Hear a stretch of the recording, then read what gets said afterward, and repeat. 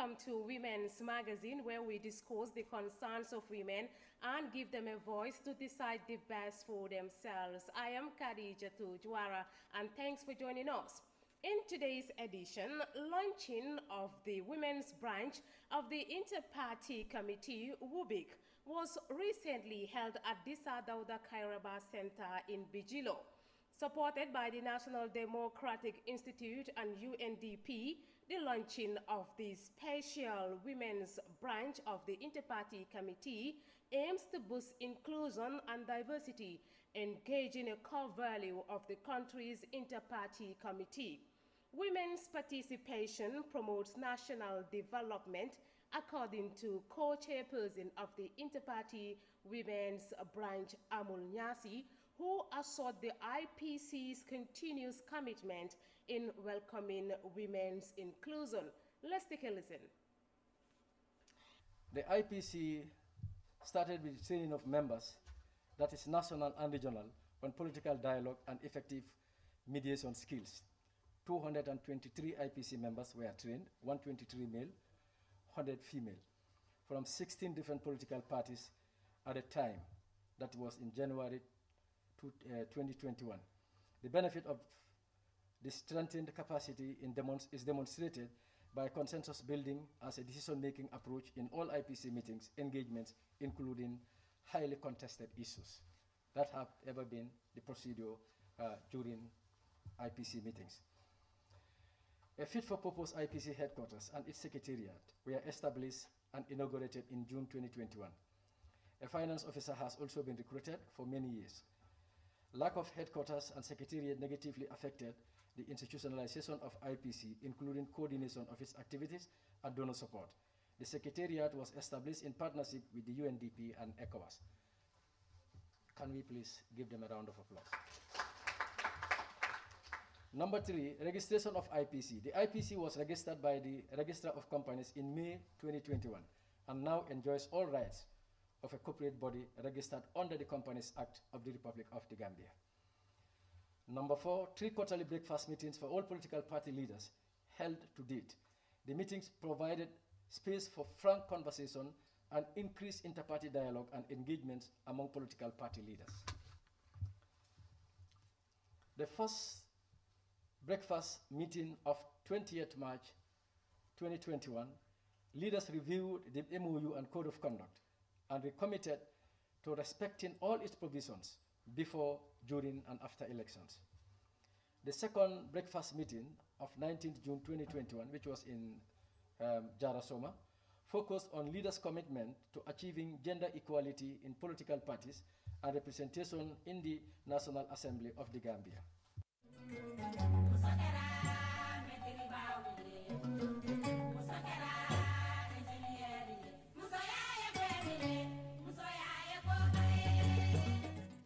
The third breakfast meeting of the 25th September 2021 witnessed a recommitment of leaders to peaceful elections in line with legal and policy frameworks for elections.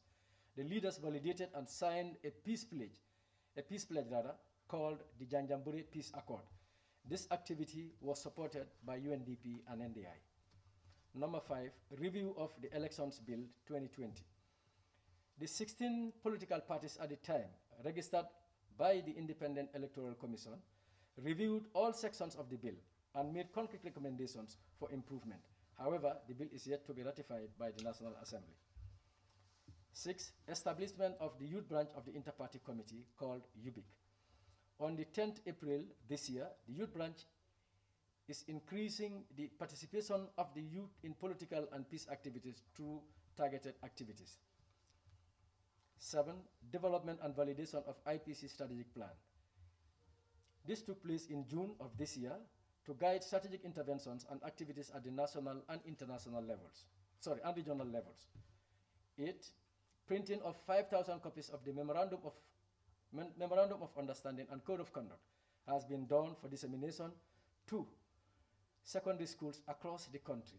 The code will also be published in the national papers, discussed in community radios, and translated into national languages for wider dissemination across the country.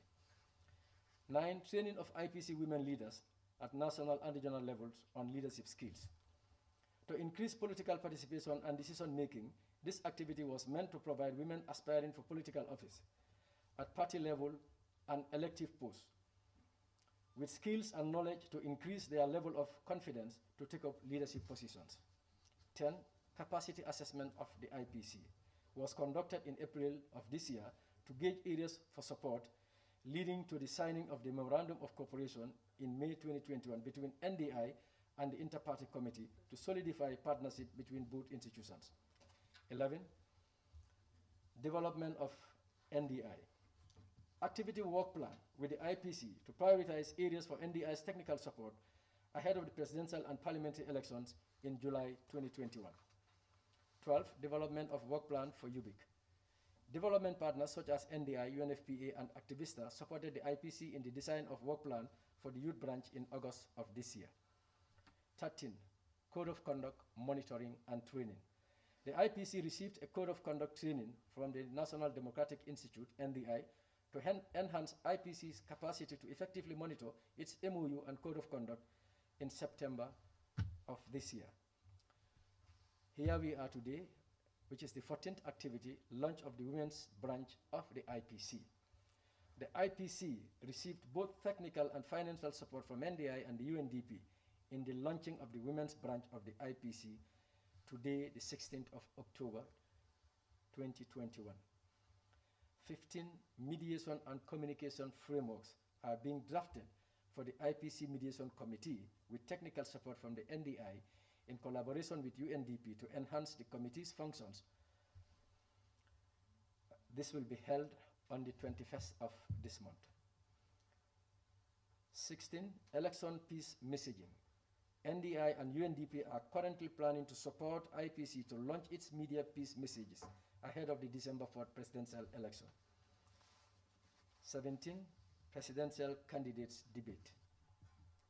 NDI is currently planning with the IPC to commission, with the IPC and the Commission for Political Debate, the media and other stakeholders to host a presidential candidate debate in November of this year. The resident director of the National Development Institute said NDI will continue promoting women's leadership at all times. The Honorable Co-Chair, permit me to stand on the established protocols that you just lay out. I recognize every member on the high table, and I welcome every one of you here for this meeting. For the National Democratic Institute, we bring you greetings from our head office in Washington, and also for the rest of the team here on the ground.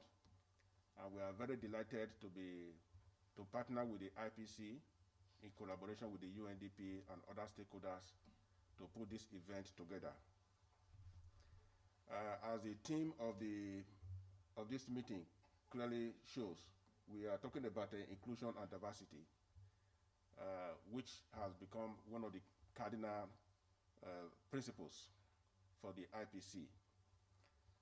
For my office, we are also very passionate about inclusion, about the role of different groups, different electoral stakeholders, the need to get everyone on board in the political process. And gender is a very key component of the work that we do globally. So having said that, we have been working with the IPC since the beginning of this year. In the course of this meeting, there's a session where we'll talk more about what we have done specifically. But in putting this event together, we want to salute the IPC for the initiative, for the vision to get the youth and the women branches of the IPC on board. Earlier in the year, the youth wing was created, and now we are here to celebrate the creation of the women's branch. And that is a clear demonstration of commitment on the part of the IPC to recognize the role of youth and women in our democracy. As you may have observe globally, not just here in the Gambia, there is a growing recognition for the role that women can play in a democracy. Apart from the international agendas that have been set at the international level for gender equality, different countries are responding in different ways. But the statistics that we have clearly show a gross underrepresentation of women across board, whether in the elective or in appointive positions. And for the Gambia, we have seen that the statistics show that women have become very active players in the political process in terms of their desire to come out to participate in electoral activities. The population of the Gambia, to the best of my understanding, over 50% of the population are women. And then in the recently conducted voter registration exercise, we saw that about 56.6% of the registration are women. So those are very clear signs that women do not want to take the back seat. And I think we really should celebrate the women for their outing during the last voter registration exercise. But how do we translate this effort into more concrete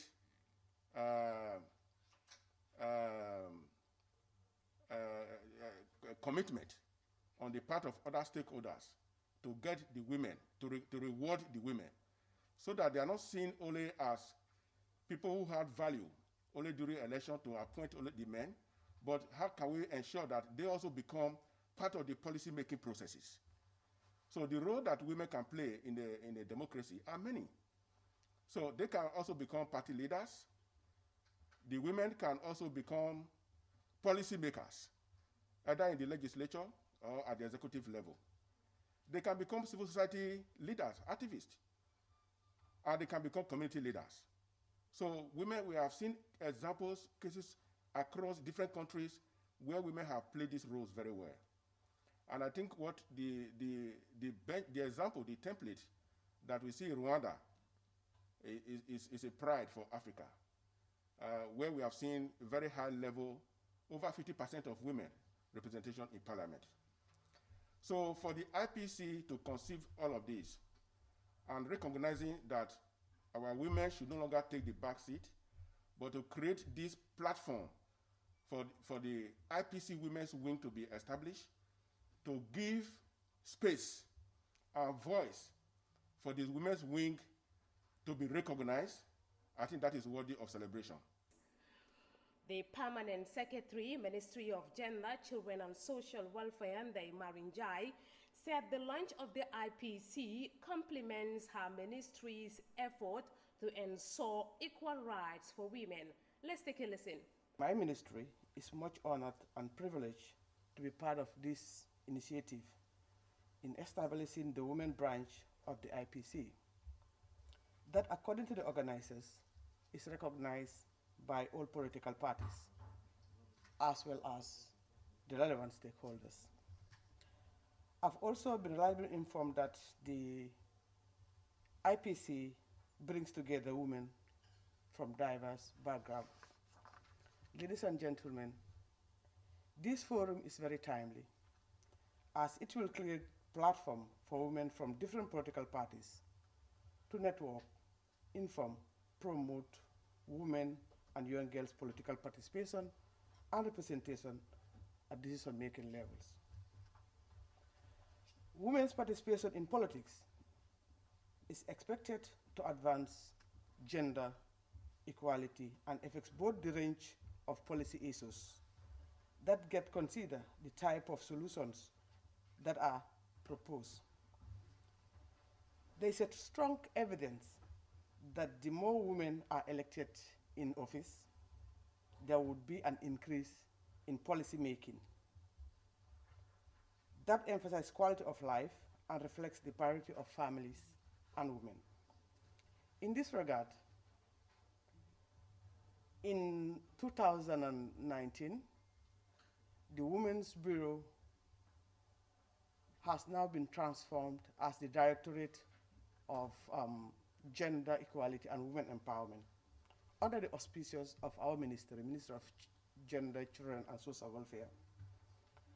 We sought funding from UNFPA through the Peace Building Fund to support political parties to develop a roadmap to increase women participation in political parties. These include, but not limited to, selecting, nominating gender-sensitive and representational committees in party structures, rather. The objective of the roadmaps are to promote strategies for increasing women political leadership and their participation in decision-making. Outline the recommendations of political parties to broaden their participation by addressing women's role as voters, candidates, party activists, and selected officials. To integrate more youth and women in respective political parties. Distinguished guests, ladies and gentlemen, we all know that the population of women in the country is 52%. So therefore, the formation of this branch is a clear manifestation of making sure that narrowing the gender gap is everyone's responsibility. The government of the Gambia has, through its policies and actions, demonstrated its commitment to work towards the reduction of gender inequalities and promotion of gender equity and equality in all areas. The government of the Gambia has indeed continued in delivering on its commitment, as evidenced in the integration of gender equality and women empowerment in our national and institutional frameworks. Therefore, the women branch again of this inter-party committee presents yet another welcoming opportunity to collectively take stock of where we are and determine what needs to be done, and further process the gender equality and women's empowerment in the Gambia. Gambia is a member of certain international treaties, and some of them have been ratified. Like there's another one, in 1998, the Nairobi Forward Looking Strategy, Lead the Ground for Women's Political Empowerment, and the African Charter on Human and People's Rights on the Rights of the Woman in Africa also focus on the equal participation of women and men in decision-making processes to achieve sustainable development. It states that initially 30% female representation, as earlier alluded to by the UNDP representative. The CEDAW, we are also a member. It was ratified in the Gambia in 1992. It calls for equal opportunity between men and women. Part of the reform agenda of the current dispensation warranted the creation of the new ministry, as I said again earlier. That's the Ministry of Gender, Children and Social Welfare.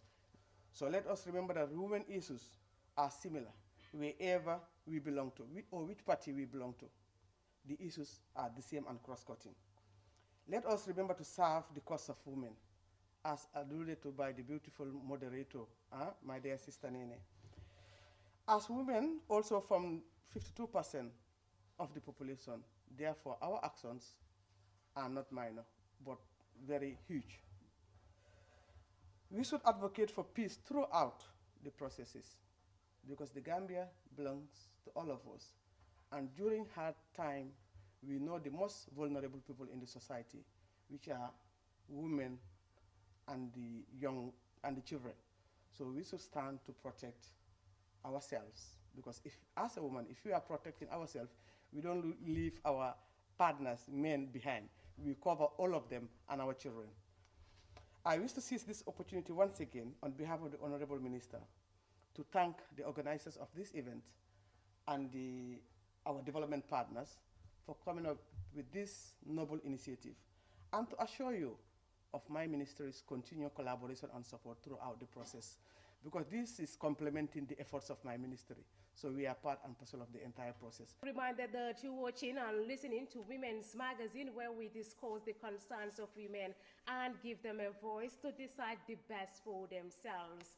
Now, the Inter-Party Committee is a union of different political party representatives coming together to ensure effective participation and unity in the political divide.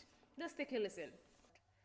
I am very delighted to join you here today at the launch of the women's branch of the IPC, because as everybody else before me has said, this is a very historic event.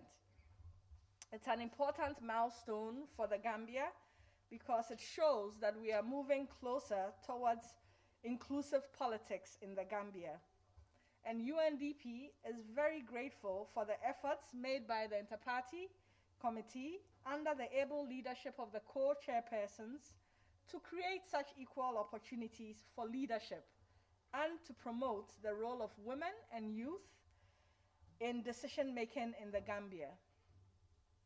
Today's event is a testimony to these efforts of leaving no one behind. And UNDP is equally grateful to our partner, NDI, for joining us in supporting this and other activities with the IPC. Distinguished ladies and gentlemen, women's leadership and equal participation of women and men in public affairs, particularly decision-making, are matters of human rights, which are key elements of democracy and lasting peace. It is also a prerequisite for achieving the Sustainable Development Goals. Our societies will not enjoy human rights, peace, sustainable and inclusive development if they are not grounded in effective gender parity, if they do not benefit from women's leadership, and if the empowerment of women and girls are not expressly recommended are not enforced as expressly recommended by the Committee on the Elimination of Discrimination Against Women. This is the reason why women's participation and equal opportunities for leadership are at the center of the Member States' commitments, as enshrined in the 2030 Agenda for Sustainable Development. In particular, the Sustainable Development Goal 5, SDG 5. For this goal, the member states of the United Nations have committed to ensure women's full and effective participation and equal opportunities for leadership at all levels of decision-making in political, economic, and public life.